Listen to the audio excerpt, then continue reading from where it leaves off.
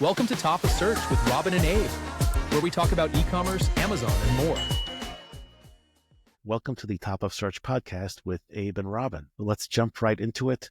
Today, I have the wonderful honor of welcoming Michael Erickson Facchin onto our podcast. For those of you that don't know him, he is a person who has a lot of experience in all of e-commerce marketing.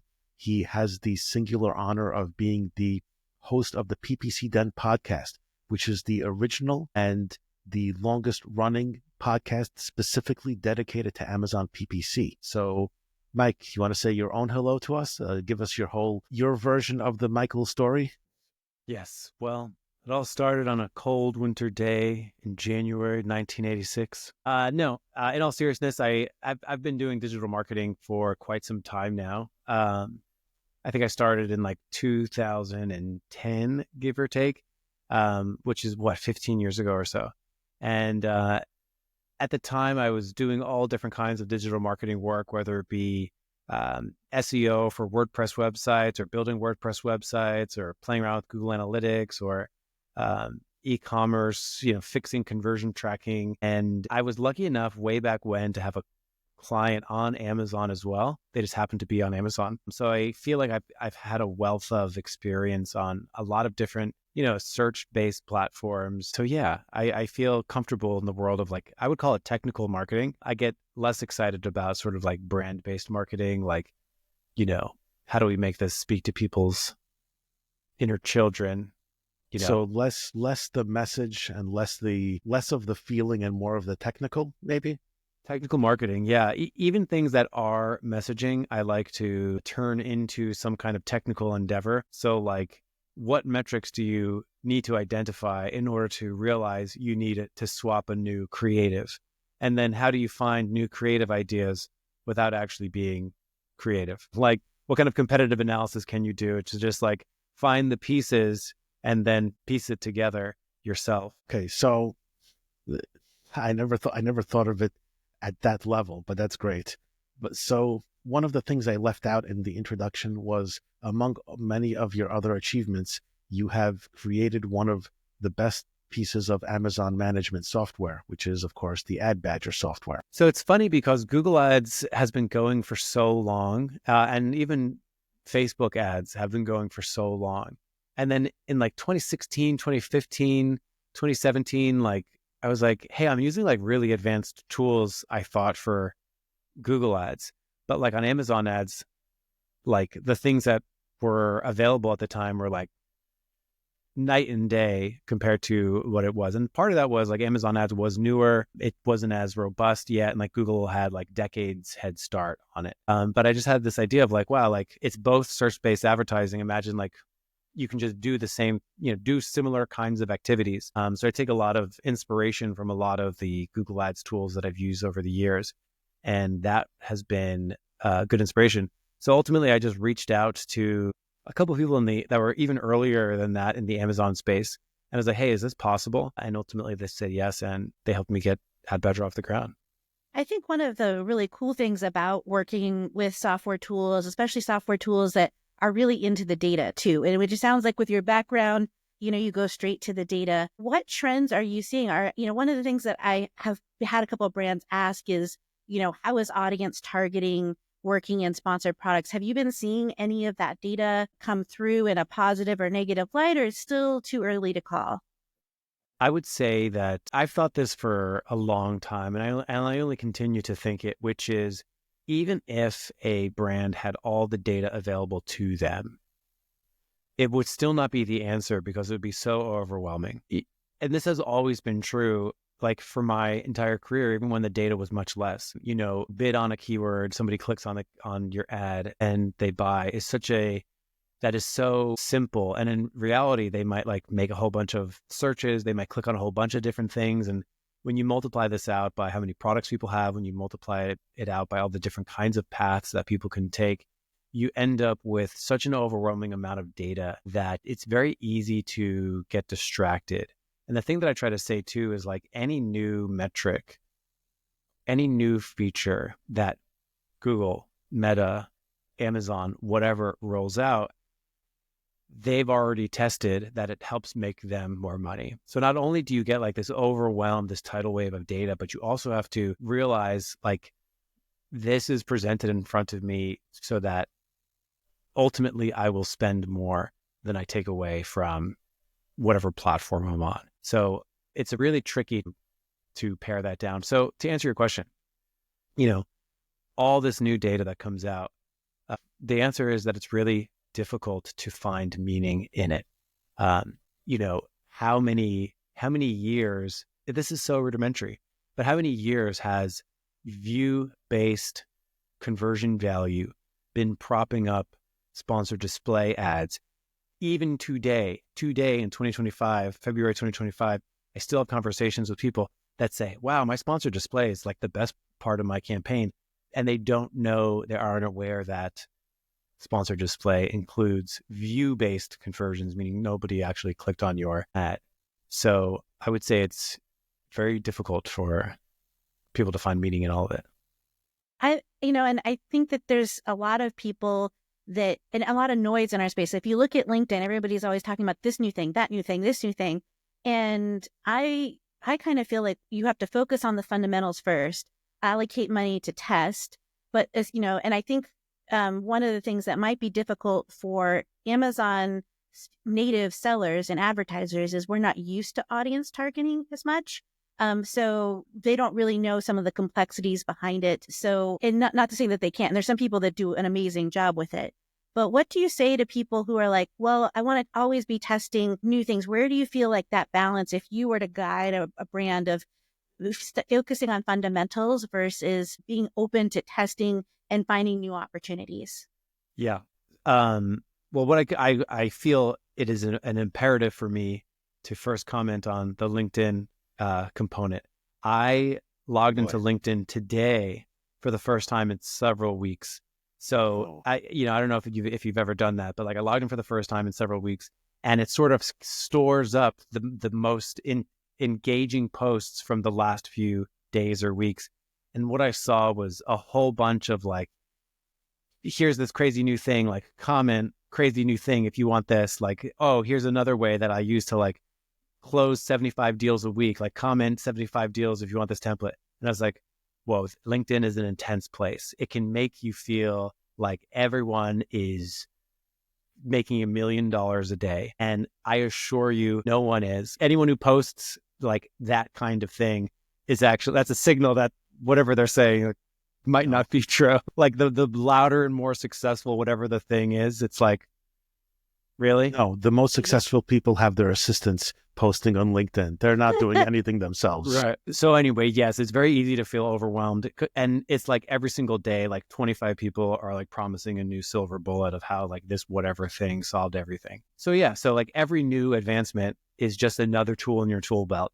The hard part is like that slow and steady processing of like, how does this fit into my current strategy? When should I use this? How should I use this? What do the metrics even mean? How do I even decipher it? It's like really, I've always felt like it should feel, you always want to do things, you always want to push it, but there's never going to be like an absolute silver bullet. And if it's, even if there were, it'd be like fleeting because everyone would know about it eventually. So with that being said, you asked a specific question about audience targeting. And the thing that I'll say about audience targeting is, audiences aren't necessarily new to the world of digital marketing. Being able to create audiences and do something with it, specifically bid more aggressively on them, give them more budget relative to a normal cold person. It's really par for the course in terms of digital marketing if you consider Amazon versus Google and Meta. It's like you have your cold audiences, you have your warm audiences, and you have different levels of warmth. Did they look at your product 3 times? Did they add it to the cart? Like you have all these different levels inching closer. The cool advancement over the last few months is, of course, being able to play with those audiences, sculpt your own audiences, and then insert those audiences into campaign types that you historically could not. Obviously, everyone loves sponsored products. It's the best ad type, perhaps in all of e-commerce, and Amazon sponsored product ad. So now being able to stack that with some audience components, it's really nice. It is exciting. And it should be used. And being able to, I will say in general, Amazon always sort of like takes us like 70% of the way there compared to again, having experience with Google and Meta and then also doing Amazon can be a very frustrating experience because you're like, oh, where's this feature that like surely they have, and it's just like hard to find. So like an audience performance, how much did I spend on this audience across all my campaigns, or like all this kind of stuff can always be a little tricky to find and identify. Where are the biggest gaps between other platforms and Amazon? That's probably like a loaded big question. No, I mean, I'll be honest, really is, I think because for whatever reason, not that many people have that cross-functional component. And I'll be honest, like I'll tell you the most frustrating part is the fact that like, you know, it's almost like if people that have Android phones do this a lot, like iPhone gets a feature, Android people come out and they're like, Android's been able to do that for 5 years. And that's sort of what it feels like on Amazon, where it's like, oh, we get like multi-click attribution paths. That's like Google Analytics had that for 10 years.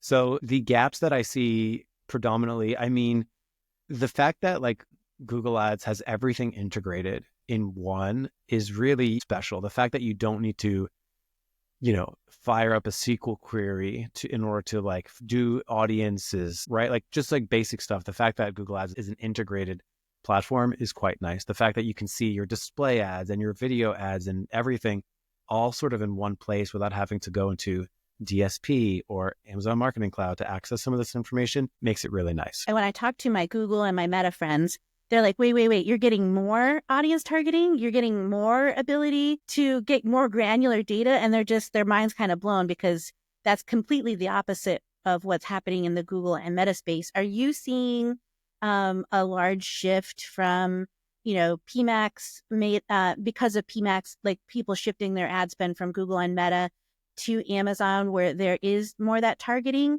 I know that there's been so much news in those spaces. It's been a little rocky over there. Big time. I think a couple of things about PMAX. And Abe, if you're unfamiliar with what a Performance Max campaign is, it's a really interesting part of Google Ads where essentially they're like, imagine an ad type that combined every other ad type. So imagine like it was just one ad type called Performance Max that rolled in sponsored products, auto and manual, and sponsored brand and sponsored brand video and sponsored display and all the different audiences that you could ever want. And they combined it into one singular ad type. And you didn't even pick keywords and you barely wrote ads and it just sort of went and it just sort of operated. And then also imagine it outperformed your like manual granular campaigns. So when PMAX is the preferred ad type for a lot of people because it just happens to, you know, actually didn't do what you might expect it to do, which is like, oh, Google's just going to jack up my cold traffic and send my costs through the roof.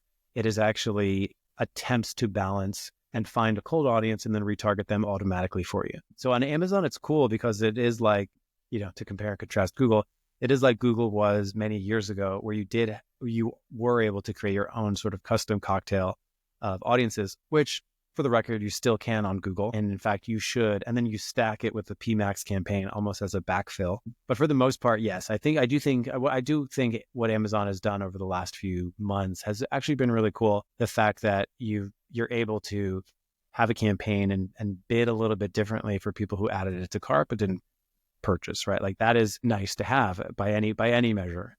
So do I find people leaving Google for Amazon? I mean, ultimately, no, because, you know, if they're selling on Google and they send traffic to their own e-commerce store, they're not going to be paying Amazon fees, which they do. I think most people would prefer. And it's definitely not impossible to get good results from Google Ads to your e-commerce site by any measure. I'm seeing some, like Nava Hopkins has been writing a lot about the benefits of PMAX. I know that especially when it rolled out, the loss of that granular data and those like small levers really freaked out a lot of experienced marketers. But with all of those changes, it does look like it has democratized things, has made things easier for kind of the majority of ad users. It's definitely made it easier to like get a passable ad account for sure. Yeah.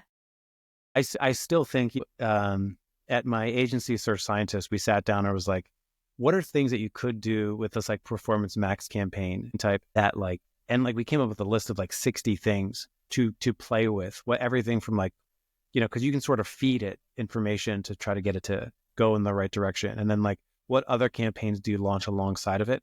So like there is still plenty to do over there, which is kind of nice. So what's left to do though? If PMAX has everything rolled in and it's smart and it does everything, is everybody not immediately on the same level playing field and everything is exactly balanced out?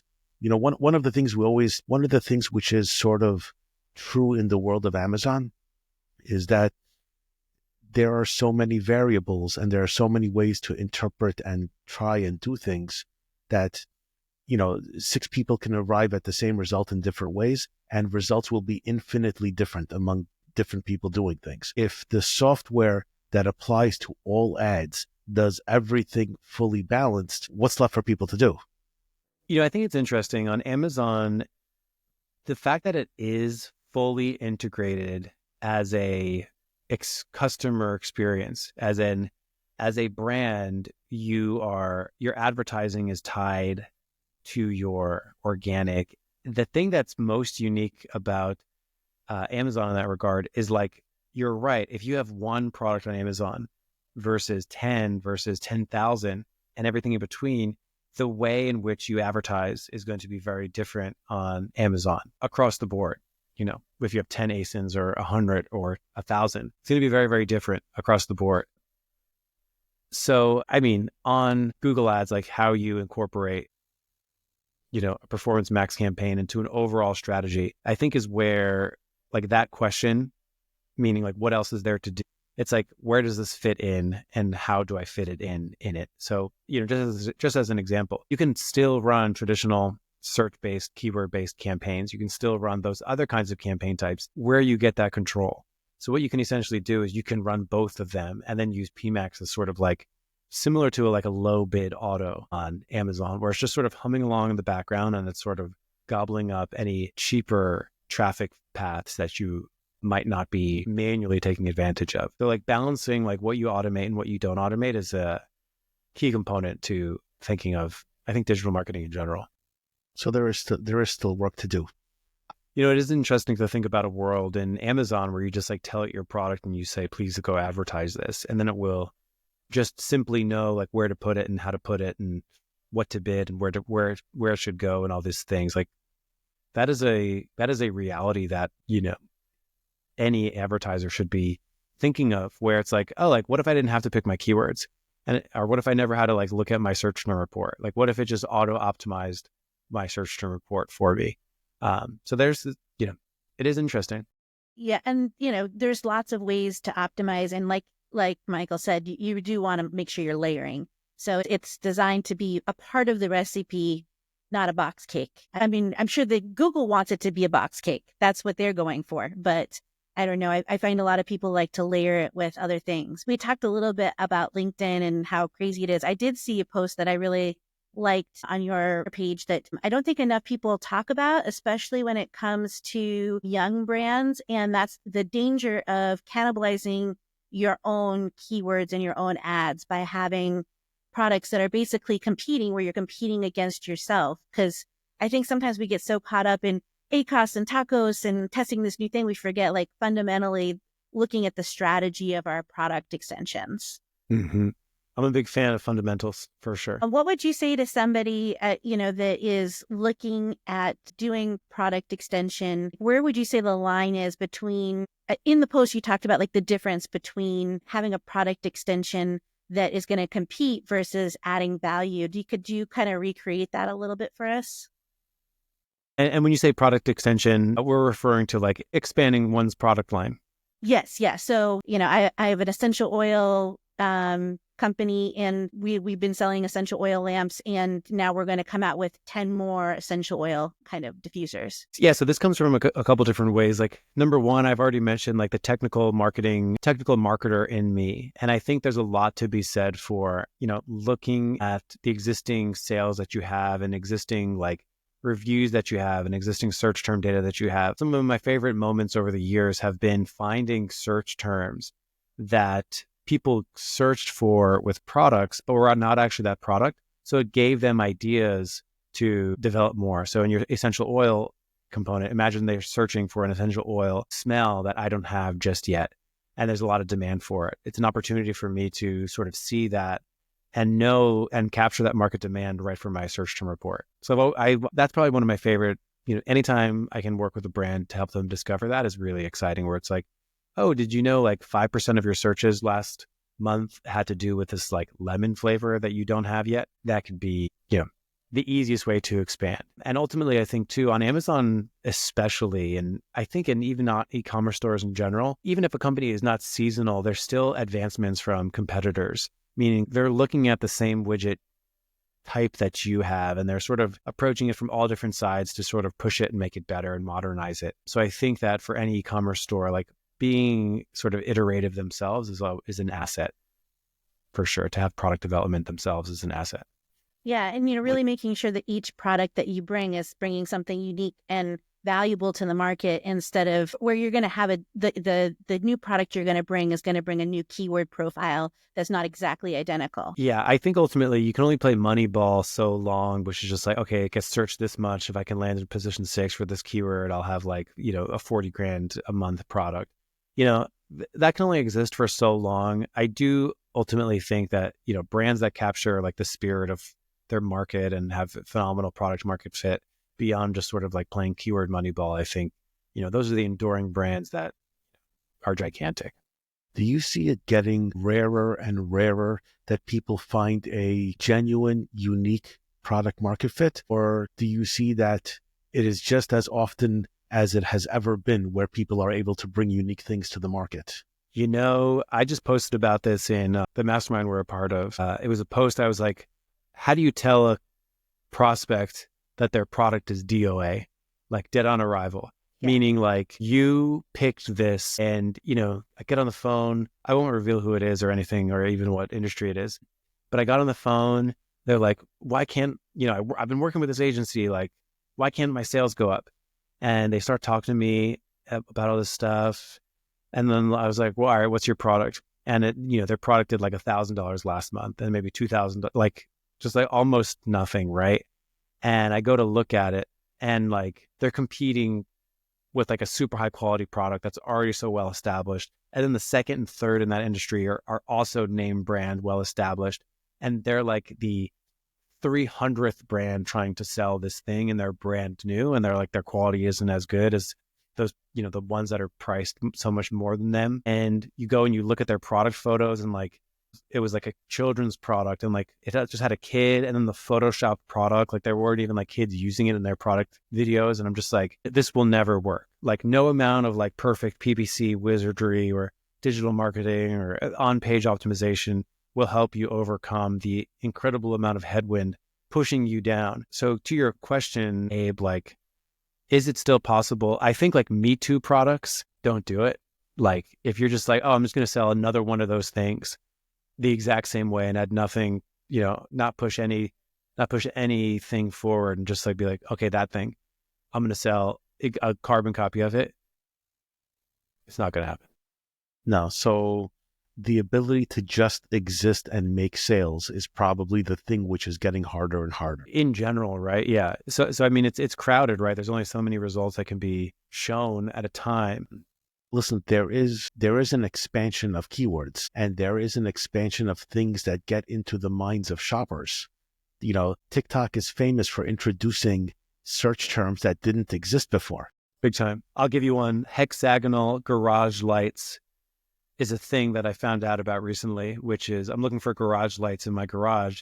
And I found that like one of the most popular styles is like you can buy like a honeycomb garage LED light that you smack up the top. And I was like, that was never searched like maybe 5 years ago, right? Oh yeah. Somebody brings it and they find a fit and they effectively market it. Now, I will tell you, should someone go sell hexagonal LED lights? Probably not. Like, no. Well, The thing to reverse engineer is when whoever brought the first hexagonal garage light to market, did they think that they had a super winner that they were investing in or inventing? Or are they just garage light guys that this is the 14th extension of their product line and this blew up? Like, is it just spray and pray, or is it something where they're laser focused? That's the unknown thing with a lot of these. Yeah. And you know what? I just searched like hexagon garage lights, and there's a bunch of people selling it all over the place. And every single product image looks exactly the same. It's all like nice car underneath these lights, every single one of them. And yeah, it'd be crazy to enter the market now, right? Like it's a bloodbath. It's a red ocean. It's like another Me Too product that is going to be near impossible to like get a lift, I believe. I just came up with a great idea, and I'm not even going to charge anybody who wants to use it. Somebody should come up with an octagon Yes. garage light. Yes. That's definitely going to win. Yes. Nobody has that yet. Right. So like even that, we're laughing, but like that would be pushing the product further. Like that would actually be a variation that I don't think I see. Octagon garage lights. Yeah. So I'm still getting the hexagon. So like, is there still opportunity for like doing what I would say is like Moneyball, right? Like the fact that like hexagon is the thing, but no one's selling octagon ones. Could you pick up that traffic and be first to market with it? Of course. I think those people are like the wheelers and dealers. They're just like, I'm just going to sell octagon LED lights for the next 6 months and be out. And I just need to say something for my kids. Hexagons are the bestagons. There's a whole YouTube on hexagons being the bestagons. Mm-hmm. Mm-hmm. But we have brands that come to us all the time with really unique ideas. And the converse of that is if you have a really unique idea that's going to forward the market, you cannot wait until you are successful to invest in IP and patent, and, people will wait too long and then it's not recoverable. Yeah. So I think not only is the Me Too era, like, I think we're exiting that era, if not like the doors shut, then it's also like when you do have a new product, kind of like, we're kind of to a mature place in this marketplace where you do need to think about how will you protect that idea or build enough brand affinity as a moat to keep people in your brand. Big time. You see this all the time with like a company that was really successful. They had a Kickstarter launch and everyone loves them on Kickstarter. They invented something really unique. And then they go to Amazon. It's like, well, there's no search volume for that. Like no one knows about that thing yet. And to your point, like I have conversations with people. It's like, well, is Amazon the best place for that kind of product where they just invented it and there's no search volume for it? It's like, I would argue in a lot of times, like maybe not. Like maybe you should build that brand and build that moat and build that following, create your own category, become the word being eponym, meaning like become the thing that the like a Kleenex, become instead of tissues. So like become the entire market yourself, step into that blue ocean and create it, and then use Amazon as a sales channel once you're established. Yeah, this actually leads to like one of the biggest challenges I run into as an agency, which is marketing and invention. There are people who come up with legitimately amazing ideas. As soon as you see it, absolutely clear how it fits into the market and does not exist yet. But God help you, there is 0.0 search volume for it. And it is like you will not take a sale from any similar keyword. And there is nobody searching for your thing. I think it was maybe the second thing I ever advertised for someone. Like it was perfect. It was a great thing. It flew off the shelves at retail. So in supermarkets, it was a thing that was like by the register. And as soon as you saw it, you take it. And they were selling tens of thousands of units a month, and they wanted to bring it to Amazon. 0 search volume. Yeah, it's tough. Could not make it work. And I said, oh my God, am I in the wrong business? Because at that point, I went from a 100% success rate with brands to a 50% success rate with brands. Yeah, that's super tough. I brought it up a lot since then, but yes, inventions are very, very tough. Additionally, they are difficult to make them work. Right. And, maybe with audience-based targeting on Amazon, that changes and evolves where now you can serve display video, like you could serve a video to a market who, will discover you on Amazon. I think Amazon almost in many ways knows that that's their weakest point, which is just pure product discovery, which is, if I'm bored, can I open up Amazon and just find cool ideas for things? I will fully admit that I searched on YouTube and TikTok for like garage organizational ideas just to like see like what, I don't know, there's like home influencers, like what are they doing in the world of like home organization or like how do they organize their home gyms? And I did get some product ideas from that. I'm sure Amazon would have loved if I went to Amazon first to discover how to organize my garage better. they keep trying to crack that nut. Right. It's not easy. It is difficult to be two things at once, and it is difficult to be two big things at once. Big time. And I think there's a need for it, right? Like, I would, what are my hobbies? Like, I would love to just like type in guitar accessories and not just like see a list of products on Amazon, but actually like people using them and like, what do they sound like? And like, how does it work with them? And like, what kind of styles of music do they play? Like that is I think a need. Okay. So I think you tied into the thing I've been wanting to ask you all day. Which is, speaking of guitars. So for whoever, like, I'm not sure how this is going to fit in, but today is the second day I'm speaking to Mike. Second time in one day. Second time in one day. So during our first call, you asked me about the things in my background. Yes. And I have noticed many a time that you've got a guitar behind you. That's right. Would you be so kind as to play us something? Sure. I'm going to do, this isn't my classical guitar, but I'll do a little classical song for you guys. Picture yourself, you're walking down the street in Madrid. This is what you hear.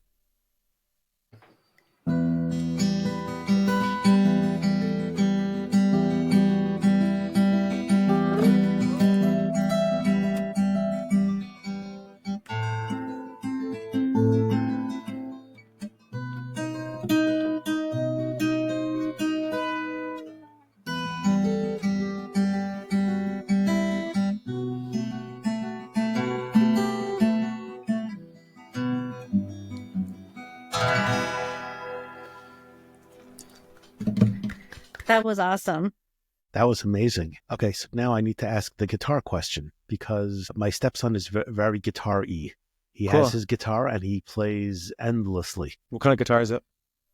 It looks like yours. Okay. But Acoustic. he also has an electric guitar. Got it. He's got several. Got it. And he is very much a fan of the 90s grunge music Cool. scene. Cool. And I'm just curious, so what you played sounds classical-ish Yes. to me.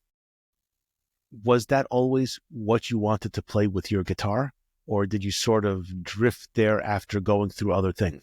When I was a really young teenager, maybe like 13 or so, I walked into guitar lessons. I was lucky enough to have my mom send me to guitar lessons. And I walked in and wanted to play Metallica, the Black Album. And I played so much Metallica when I was in my early teens, absolutely loved it.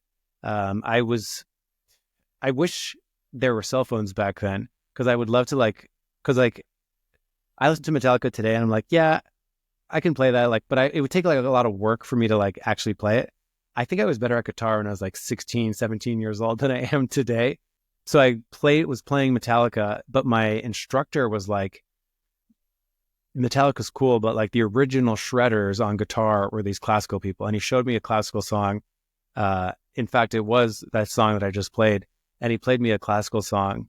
And then he played like another classical guitar song. And like you see it on social media today, like classical guitarists, like we're the original shredders. Like a lot of that old classical music, you have to be incredibly dexterous and fast and you use finger picking instead of a guitar pick. So I got into classical guitar more. It's like a sort of like a fine wine of the guitar world where like,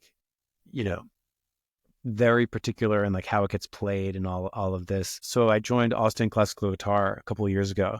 I've taken some time off since becoming a new dad, but that has been Do you ever play the guitar for your kids? I was every day. Yeah, every day.